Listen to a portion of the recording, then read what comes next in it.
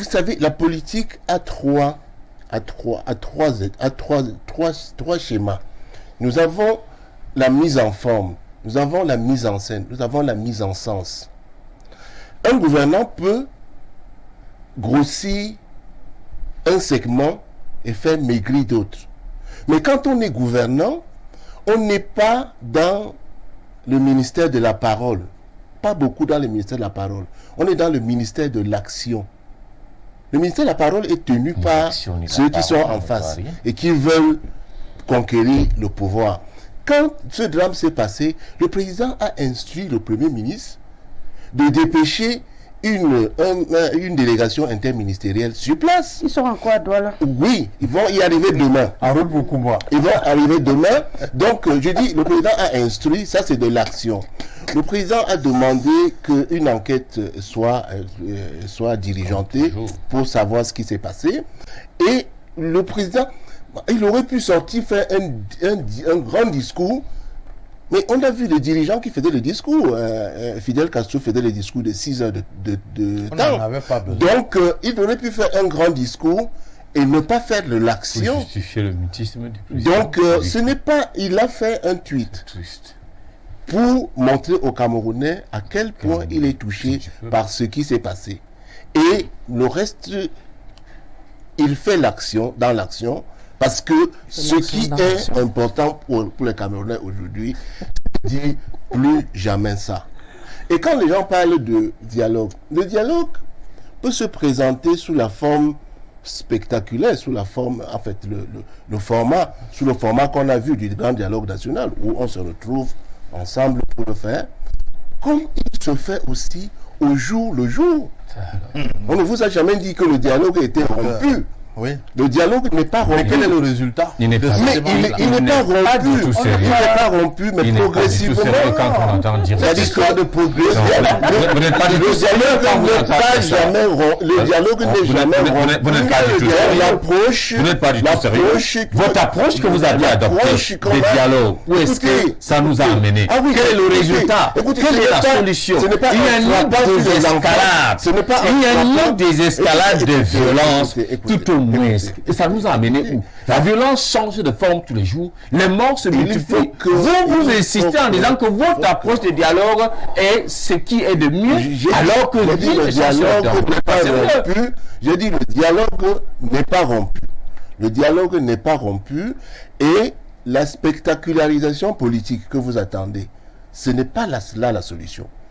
Et la spectacularisation politique. Depuis qu'on attend cette solution de vous, ce n'est pas la solution, mais on est dans la recherche de la solution. On recherche la solution. On est dans la recherche. On recherche la solution. En ce temps, les mondes se multiplient. Attendez, si vous voulez qu'on revienne. Vous cherchez encore les solutions. Si vous voulez qu'on revienne. Pendant que les mondes se multiplient, se diversifient sur le terrain. Vous voulez qu'on revienne. Parce que ce sont pas vos enfants qui sont morts. Parce que vos enfants fréquentent à l'Hexagone. Parce que vos enfants fréquentent dans des écoles ultra sécurisées à Yaoundé et à Douala. Et vous dites que vous êtes toujours à la recherche de la solution. C'est des actions qu'on pose. Les autres ont trouvé ces solutions-là. Depuis que ça s'est passé, le gouvernement a posé suffisamment d'actions pour pouvoir qui ont résolu le problème. À résoudre qui ont amoindri le problème. Qui ont même amorcé le problème. La délégation interministérielle pas fait. Ça, c'est une grosse question. Pour toucher du doigt ce qui s'est passé. Ah bon? Toucher du doigt. Les autorités locales qui sont là, le rapport qu'ils ont fait ne valent rien du tout. Mais c'est vous qui demandez que le président descende sur le terrain. Vous êtes incohérent. Vous demandez le président et la délégation ministérielle. Les ministres, c'est le président. Le ministre a quel pouvoir quand il descend sur le terrain? Depuis qu'ils font les descentes, qu'est-ce qui a changé? Vous savez, le premier ministre est descendu combien de fois? Qu'est-ce que ça a apporté? John Gout est descendu combien de fois? Qu'est-ce que ça a apporté? Vous pensez qu'il y a une baguette magique? John Gout est descendu combien de fois?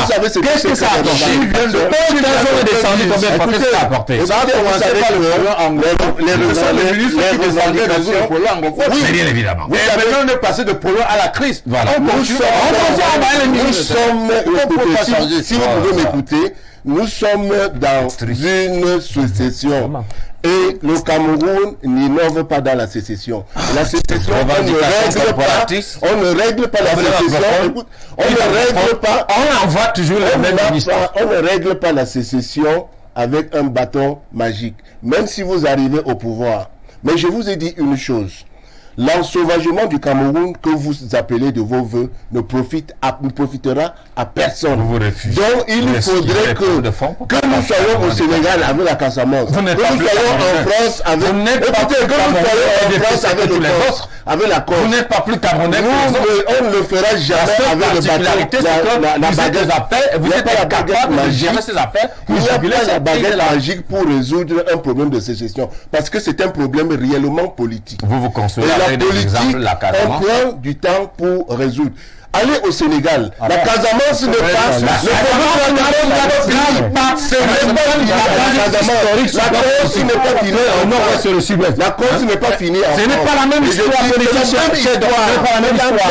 Le Sénégal n'a jamais été une république fédérale. Le Sénégal n'a jamais été une république fédérale. La France n'a jamais été une république fédérale. Mais le Cameroun a été une république fédérale. Deux États. Ne venez pas mentir sur un sérieux plateau. Vous dites des choses comme ça.